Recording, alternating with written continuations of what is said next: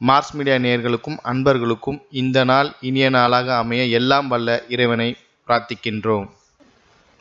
இந்த சேனல் உங்களுக்கு பிடிச்சிருந்தா மறக்காம சப்ஸ்கிரைப் பண்ணுங்க, ஷேர் பண்ணுங்க, லைக் பண்ணுங்க, கமெண்ட் பண்ணுங்க. எனதருமை கடக ராசி நேயர்களே, இந்த அருமையான பதிவுல நம்ம என்ன பார்க்க போறோம் அப்படின்னா 2024ஆம் ஆண்டு டிசம்பர் மாத ராசி பலன்.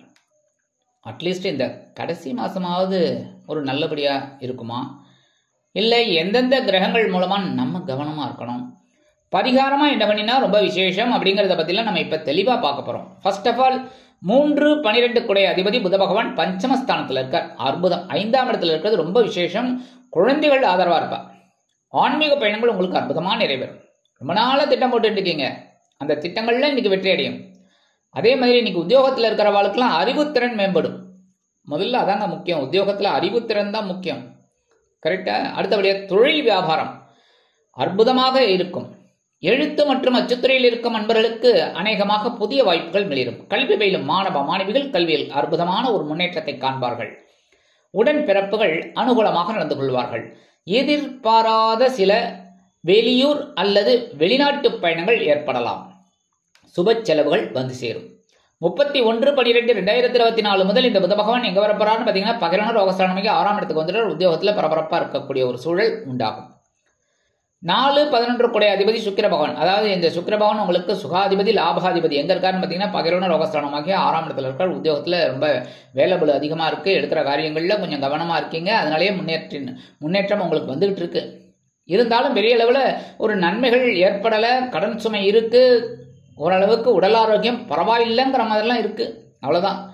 ஆனா இந்த சுக்கிரபகவான் 2 நாள் தான் அங்க இருக்கார். 3-12-2024 இருந்து களத்திரஸ்தானத்துக்கு வந்துடுறார். களத்திரஸ்தானத்துக்கு வர்றது ஒரு வகையில நல்லது. என்ன அப்படின்னா களத்திரஸ்தானத்துல இருந்து 7ஆம் பருவம் அங்க ஜென்மராசியை பார்க்கிறார். அதனாலே ஓரளவுக்கு உங்களுக்கு உடல் ஆரோக்கியம் சிறப்படையும். மனதில் இருந்து வந்த குழப்பங்கள் குறையும். தெளிவான சூழ்நிலை உண்டாகும். விலை உயர்ந்த பொருட்களை வாங்கி மகிழும் வாய்ப்புகள் வந்து சேரும். அதே மாதிரி வாழ்க்கை துணையோட உடல் ஆரோக்கியத்துல சிறப்பு அக்கறை எடுத்துக்கிறது நல்லது. அதே மாதிரி நண்பர்கள் விஷயத்துல கொஞ்சம் கவனமா இருக்கணும். தொழில் வியாபாரத்துல கூட்டாளிகள் விஷயத்துல கவனமா இருக்கணும். 30-12-2024 முதல் இந்த சுக்கிரபகவான் எங்க வரப்போறான்னு பாத்தீங்கன்னா அஷ்டம ராசிக்கு வந்து 8ஆம் இடம் மறைவு ஸ்தானம். அப்படின்னாலும் இந்த சுக்கிரபகவான் அற்புதமான ஒரு முன்னேற்றத்தை சந்தோஷத்தை கண்டிப்பா கொடுப்பார். அடுத்தபடியா 5 குடைய அதிபதி செவ்வாய் பகவான் ஜென்மராசியில நீச்சம். உங்க ராசியிலேயே நீச்சம் அடைஞ்சிட்டு இருக்காரு. மனசுல கொஞ்சம் குழப்பம் இருந்துட்டு இருக்கு. உடல் ஆரோக்கியத்திலயும் கொஞ்சம் குழப்பம் இருந்துட்டு இருக்கு. எவ்வளவோ மருந்து மாத்திரை சாப்பிட்டுட்டேன், ஆனா ஒன்னும் சரியாக மாட்டேங்கிறதுன்னு ஒரு கவலை தான் உங்களுக்கு இருக்கு. கரெக்டா? அதே மாதிரி குழந்தைகள் மூலமா கொஞ்சம் சந்தோஷமா இருக்கு. சில நேரங்கள்ல சில பிரச்சனைகளும் இருக்கு. சரி, தொழில் வியாபாரத்துல தான் பார்க்கலாம்னா தொழில் வியாபாரத்திலயும் கொஞ்சம் ஓரளவுக்கு பரவாயில்லைங்கிற மாதிரி இருக்கு. ஏன்னா உங்களோட பவர் உங்களுக்கு தெரியும், அதனாலே நல்லா பண்ணுவீங்க. இருந்தாலும் சில நேரங்கள்ல சில குழப்பங்கள் உத்தியோகத்துல தொழில் வியாபாரத்துல எல்லாத்துலயும் இருக்கு. ஓரளவுக்கு பரவாயில்ல, சமாளிச்சுட்டு இருக்கீங்க. அப்படியே சமாளிச்சு போயிட்டே இருக்கீங்க. இதுலயே பார்த்தீங்கன்னா 3-12-2024 இருந்து வக்ரம் அடைகிறார். ஸோ எல்லா விஷயத்திலையும் நீங்க கவனமா இருக்கிறது ரொம்ப நல்லது. அதுவும் இந்த சீருடை பணியாளர்களாகிய காவல், ராணுவம், தீயணைப்புத்துறை, மருத்துவத்துறையில் வேலை பார்க்கும் நண்பர்களுக்கு எதிர்பார்க்கும் இடமாற்றம், பதவி மாற்றம், பதவி உயர்வு, சம்பள உயர்வு வந்து சேர்வதில் காலதாமதம் ஆகலாம். அடுத்தபடியா தனவாக்கு குடும்பஸ்தானாதிபதி சூரிய பகவான் 5ஆம் இடத்துல இருக்கார். கொஞ்சம் குழப்பத்தை கொடுப்பார். புரியுதா? 5ஆம் இடத்துல இருந்து கொஞ்சம் குழப்பத்தை கொடுப்பார். இதே சமயம் பாத்தீங்கன்னா உத்தியோகத்துல ஓரளவுக்கு உங்களுக்கு ஒரு ஆற்றலை கொடுப்பார். தனவரவு உங்களுக்கு ஓரளவுக்கு வந்துகிட்டு இருக்கும். ஒன்றும் பெரிய பாதகங்கள் கிடையாது. அதே மாதிரி வாக்குறுதிகள், யாருக்காவது ஏதாவது செஞ்சு தரேன்னு கமிட்மெண்ட் கொடுத்தீங்கன்னா கொஞ்சம் கவனமா கொடுக்கறது ரொம்ப நல்லது.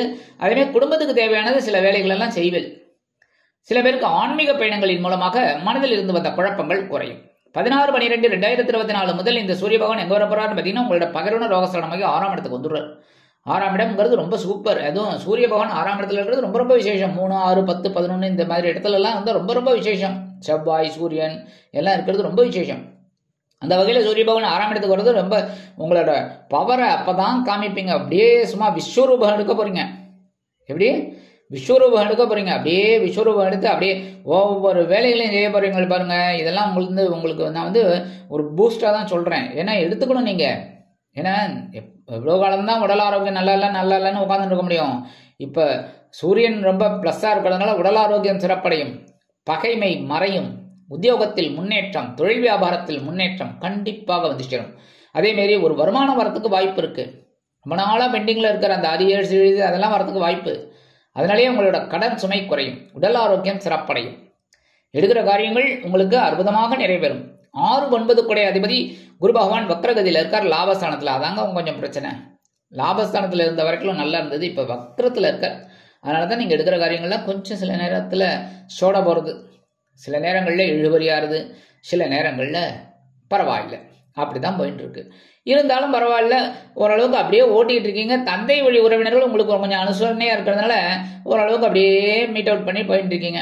அதேமாதிரி உத்தியோகத்திலும் இருங்க, தொழில் வியாபாரத்திலும் இருங்க, கவனமாக இருந்தால் போதும். சரியா?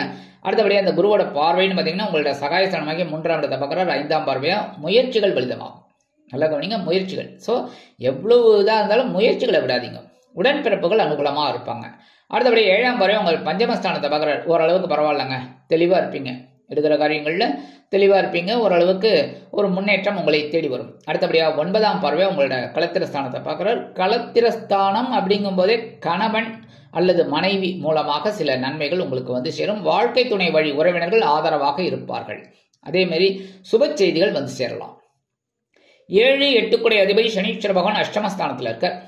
அதாங்க ஏகப்பட்ட குழப்பங்கள் உங்களுக்கு ஓடிக்கிட்டு இருக்கு. உடல் ஆரோக்கியம் ஏற்கனவே நான் சொன்னேன் பத்தில, அதுமாதிரி உடல் ஆரோக்கியம் கொஞ்சம் ஒரு பயத்தை உண்டாக்குறது உங்களுக்கு.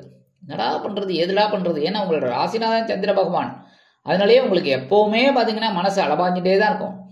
ஒரு நேரம் போல் ஒரு நாள் இருக்காது. ஆஹா அப்படிங்கிறதுக்குள்ளேயும் ஓஹோங்கிற மாதிரி ஆகிடும். கரெக்டாக இந்த மாதிரிலாம் இருக்கும். இருந்தாலும் எந்த பழியும் வந்துடக்கூடாதுன்னு உத்தியோகத்தில் கவனமாக இருக்கும், தொழில் வியாபாரத்தில் கவனமாக இருக்கும். சரியா?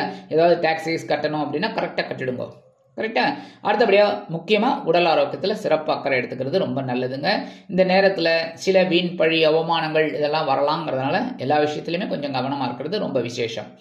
அடுத்தபடியாக 3ஆம் பார்வை உங்கள் ஜீவனஸ்தானத்தை பார்க்குறாரு. ஸோ ஜீவனத்தில் விருத்தி அடையணும் அப்படின்னா கவனமாக வேலை செய்யணும். அடுத்தபடியாக 7ஆம் பார்வை உங்கள் தனபாக்கு குடும்பஸ்தானத்தை பார்க்குறாரு. பரவாயில்ல, ஏதோ தனவரவு அப்படி இப்படி வரும், பரவாயில்ல, ஓட்டிக்கிட்டு போயிட்டே இருக்கலாம். சரியா? அடுத்தபடியாக 10ஆம் பார்வை உங்களோட பஞ்சமஸ்தானத்தை பார்க்குறாரு. ஓரளவுக்கு உங்களுக்கு குழந்தைகளின் மூலமாக சந்தோஷம் இருந்தாலும் சில நேரங்களில் சில குழப்பங்களும் இருக்கத்தான் செய்யும். அடுத்தபடியாக சாயா கிரகங்கள் என்று அழைக்கப்படக்கூடிய ராகு பகவான் பாக்கியஸ்தானத்தில் இருக்கார். ஞானக்காரகன் கேது பகவான் சகாயஸ்தானத்தில் இருக்கார். அற்புதம். ஏன்னா 3, 9ங்கிறது பரவாயில்லை, ஓரளவுக்கு நல்ல இடம் தான். தந்தையார் வழி உறவினர்கள் இதெல்லாம் ஆதரவாக இருப்பாங்க. உடன்பிறப்புகளின் மூலம் சில ரிலேசங்கள் மனக்குழப்பங்கள் இருந்தாலும் சில நேரங்களில் சந்தோஷத்தை கொண்டு வந்து தரும். அதேமாரி உங்களோட முயற்சிகள்லாம் சாதகமாகும், எடுக்கிற காரியங்கள்லாம் உங்களுக்கு சாதகமாகும். கேது பகவான் அனுகூலமாக இருப்பார், ஒரு ஞானத்தை கொடுப்பார், ஒவ்வொரு வேலையிலையும் ஒரு ஞானத்தை கொடுப்பார். ஓஹோ இப்படின்னா இப்படி அப்படின்னு உங்களுக்கு ஒரு ஞானம் கண்டிப்பாக கிடைக்கும். அடுத்தபடியாக வெளியூர் இல்லைன்னா வெளிநாடு போய் படிக்கணும்னு நினைக்கிற குழந்தைகள்லாம் தாராளமாக இந்த நேரத்தை முயற்சிகளை எடுத்தீங்கன்னா கண்டிப்பாக அவங்களுக்கு வெற்றிகள் அருமையாக வந்து சேரும். சரி, பரிகாரமாக என்ன பண்ணினா ரொம்ப விசேஷம், எம்பெருமான் முருகப்பெருமானை கண்டிப்பாக வழிபாடு பண்ணணும். ஏன்னா செவ்வாய் பகவான் நீச்சம் அடைஞ்சிருக்கார், அதுவும் உங்கள் ஜென்மராசியில். ஸோ அதனால் கொஞ்சம் கவனமாக இருக்கிறது நல்லது. அந்த செவ்வாய் பகவானை திருப்திப்படுத்துறதுக்காக முருகப்பெருமானுக்கு செவ்வரளி மாலை கொண்டு நெய் தீபம் ஏற்றி வழிபாடு பண்ணுங்க. செவ்வாய்க்கிழமை அது அற்புதமான ஒரு சந்தோஷத்தை உங்களுக்கு கண்டிப்பாக கொடுக்கும். அடுத்தபடியாக தெற்கு நோக்கி அம்மனை வழிபாடு பண்ணுறது ரொம்ப ரொம்ப விசேஷம். எங்கே இருக்குன்னு என்ன கேட்காதீங்க, நீங்கள் தான் தேடணும். சரியா? சவுத் சைட் பார்த்து ஒரு அம்பாள் இருப்பா, கண்டிப்பாக நிறைய கோயிலில் இருக்கும். பார்த்து அந்த தெற்கு நோக்கி அம்மனை வழிபாடு பண்ணுறது ரொம்ப ரொம்ப விசேஷம். அது ஒரு மாதத்தில் ஒரு நாள் வழிபாடு பண்ணால் போதும். மற்றபடி உங்கள் வீட்டு பக்கத்தில் இருக்கிற அம்பாளை வழிபாடு பண்ணுறது ரொம்ப ரொம்ப விசேஷமான பலன்களை உங்களுக்கு கண்டிப்பாக கொடுக்கும். ஆக இந்த சிறு பரிகாரத்தின் மூலம் 2024ஆம் ஆண்டு டிசம்பர் மாதம் உங்களுக்கு அற்புதமான வளங்களை கொடுக்கும் மாதமாக அமையும் என்று கூறி விடைபெறுகிறேன். நன்றி, வணக்கம். மீண்டும் ஒரு அருமையான பதிவில் நான் உங்களை மனமகிழ்ச்சியோடு சந்திக்கிறேன். வாழ்த்துக்கள், வாழ்க வளமுடன். இந்த சேனல் உங்களுக்கு பிடிச்சிருந்தா மறக்காம சப்ஸ்கிரைப் பண்ணுங்க, லைக் பண்ணுங்க, ஷேர் பண்ணுங்க.